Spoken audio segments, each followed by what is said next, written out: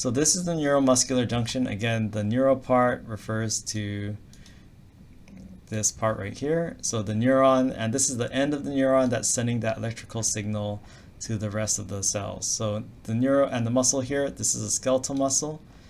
And what we have with neuromuscular junction, we have action potentials that travel along this neuron. So again, at this point, just know action potentials is some sort of electrical or chemical activity due to ion movement. Once these action potentials reach the end of a neuron, we call the axon terminal. This is going to open up calcium channels. Calcium moves into the axon terminal because you have more calcium on the outside and the inside. And then it flows into the cell. And this is going to trigger these vesicles in these little bubbles we call vesicles in that axon terminal. And these bubbles at rest contain these this chemical we call neurotransmitters. And the neurotransmitter we find at the neuromuscular junction is acetylcholine. So what happens when calcium flows into the axon terminal? It actually causes these bubbles to fuse with the axon terminal and the outer surface of the neuron. So when it fuses that, it releases the neurotransmitter we call acetylcholine into the space between the neuron and the muscle. So this acetylcholine can bind to these receptors, and when it binds to these receptors are also ion channels. Acetylcholine is like a key, and these are like a locked door.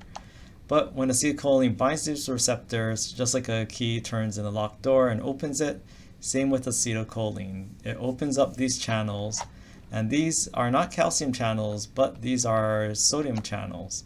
So this allows sodium into the muscle cell that's being controlled by this motor neuron.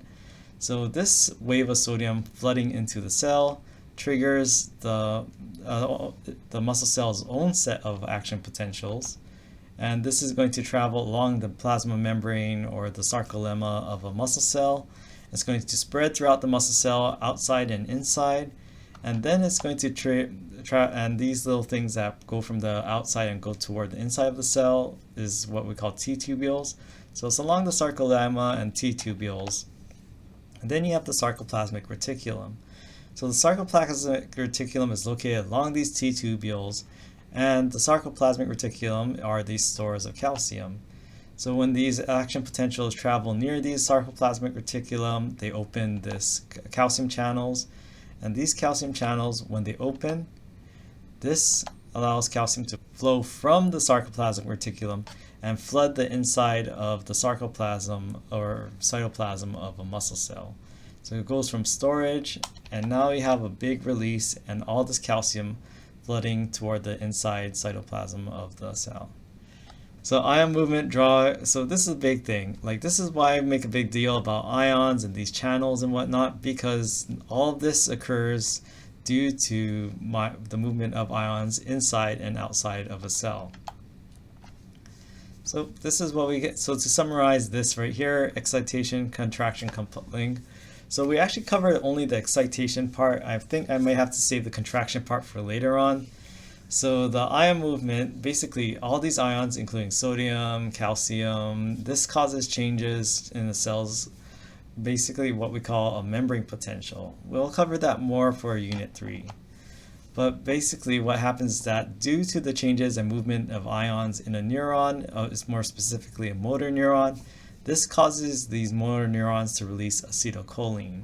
So acetylcholine is what we call a neurotransmitter. We'll cover more later on this semester. And acetylcholine, as it relates to skeletal muscle cells, this triggers this electrical chemical activity we call action potentials. So acetylcholine is going to do that by opening these channels that allow sodium to flood into these skeletal muscle cells, and this triggers more electrical chemical movement and ion movement in these muscle cells. And then what happens is that these action potentials that travel along a skeletal muscle cell, these are going to cause the release of calcium from the sarcoplasmic reticulum. And then what happens next? Well, this is what happens next, is that we have these thick and thin filaments. So these thin filaments, they actually have a protein called actin, but also other proteins that help to regulate them as well. So this is mostly actin. That's what we see with this like little string of these little beads that are kind of this red and yellowish. And then we have myosin, and myosin helps to form the basis of these what we call thick filaments. So it's mostly myosin, and when we have this contraction in a muscle cell, it's all these myosin heads over here grabbing onto actin. So myosin is thick, actin is thin. So I like to think of it like when you see, if you've ever seen an actor in real life, they look thinner. So I think to think is like, okay, actin, if people are actin, then they're thin. Now, myosin, how do I remember it's thick? I like to think of this as oh my, he is thick, or he or she, if you like, he or she is thick. So I like to think myosin is thick, actin is thin. Actors are thin, oh my, they're thick. Okay, so how does actin and myosin work? Well, this is what we call a sarcomere. So in blue, dark blue, we have myosin, and in red here we have actin. And we'll cover sarcomeres more probably in the next lecture. So myosin, this part of this myosin we call the myosin heads. They actually, when you have flood the cell with calcium, they're able to grab onto actin and pull it. So it's kind of like I like to think it's like a tug of war. You notice you have all these myosin heads over here surrounding this actin. So I just think it's kind of like this. Yeah, it's like all these people, and remember if you've watched Squid Game, like he said the strategy, it's not only just tugging, but being on opposite sides and staggering yourself along that rope. Well, instead of pulling against each other, they're actually pulling something, what we call Z lines, toward this thing we call the M line over here. So when you have, pretend all these people here are myosin heads and the rope itself is actin.